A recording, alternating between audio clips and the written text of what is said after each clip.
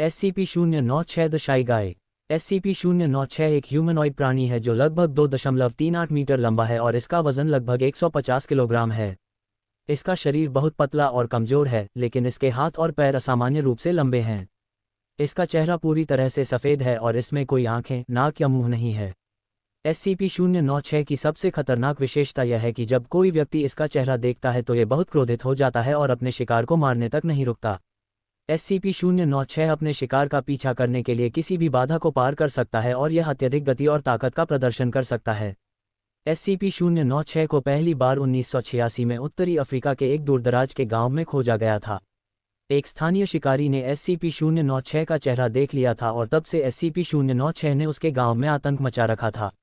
Foundation को SCP-096 को पकड़ने के लिए एक विशेष टीम भेजनी पड़ी और इसे एक सुरक्षित सुविधा में ले जाना पड़ा।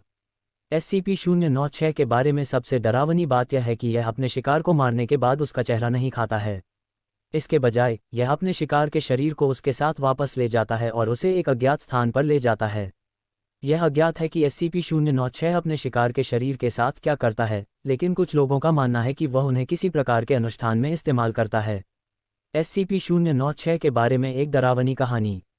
डॉक्टर डेविडसन एक शोधकर्ता थे जो SCP-096 का अध्ययन कर रहे थे। वह SCP-096 के व्यवहार को समझने और इसे नियंत्रित करने का एक तरीका खोजने की कोशिश कर रहे थे। एक दिन डॉक्टर डेविडसन SCP-096 के निरोध कक्ष में अकेले काम कर रहे थे। वह SCP-096 के बारे में कुछ दस्तावेजों को पढ़ रहा था जब उसने गलती से SCP-096 के चेहरे को देख लिया। SCP-096 तुरंत क्रोधित हो गया और डॉक्टर डेविडसन पर हमला कर दिया। डॉक्टर डेविडसन भागने की कोशिश की, लेकिन SCP-096 बहुत तेज था। उसने डॉक्टर डेविडसन को पकड़ लिया और उसे निरोध कक्ष की दीवार पर पटक दिया। डॉक्टर डेविडसन चीख पुकार करने लगा, लेकिन कोई भी उसकी मदद करने नहीं आया। SCP-096 ने डॉक्टर डेविडसन के शरीर को फाड़ दिया और उसका खून पी लिया। कुछ देर बाद SCP-096 डॉक्टर डेविडसन के शरीर को लेकर निरोध कक्ष से बाहर निकल गया। SCP-096 को एक सुरक्षित वस्तु में वापस ले जाने में सुरक्षा टीम को कई घंटे लगे। SCP-096 के बारे में ये कहानी सिर्फ एक उदाहरण है कि यह कितना खतरनाक है। SCP-096 के चेहरे को देखना हमेशा के लिए आपकी जान ले सकता है। SCP-096 के बारे में एक और डरावनी कहानी। एक बार की बात है, एक युवा जोड़े को SCP-096 के बारे में पता चला। वे इस बात से उत्सुक थे कि SCP-096 वास्तव में क्या है, इसलिए उन्होंने फैसला किया कि वे इसे देखने जाएंगे। वे फाउंडेशन की एक सुरक्षित सुविधा में घुसने में कामयाब रहे और SCP-096 के निरोध कक्ष तक पहुंच गए। उन्होंने निरोध कक्ष की खिड़की से SCP-096 को देखा। SCP-096 ने उनकी आंखों से संपर्क किया और तुरंत क्रोधित हो गया।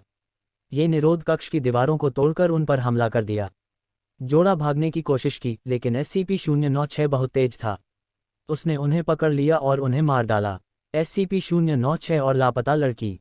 एक बार की बात है, एक छोटे शहर में एक लापता लड़की का मामला सामने आया। लड़की का नाम सोना था और वह 12 साल की थी। वह एक दिन स्कूल से घर नहीं लौटी। पुलिस ने सोना को खोजने के लिए हर संभव कोशिश की, लेकिन वह कहीं नहीं मिली। उसके माता पिता बहुत चिंतित थे और उन्होंने उसकी सुरक्षा के लिए प्रार्थना की।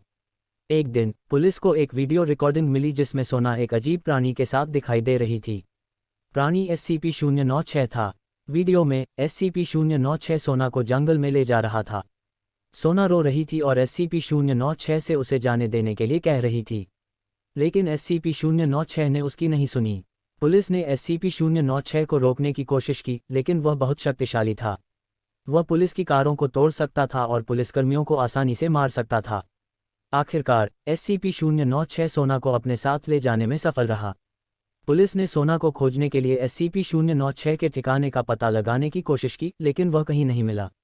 सोना के माता पिता बहुत दुखी थे। उन्होंने अपनी बेटी को वापस पाने की उम्मीद कभी नहीं छोड़ी, लेकिन उन्हें पता था कि SCP-096 की वजह से वह शायद ही कभी वापस आएगी।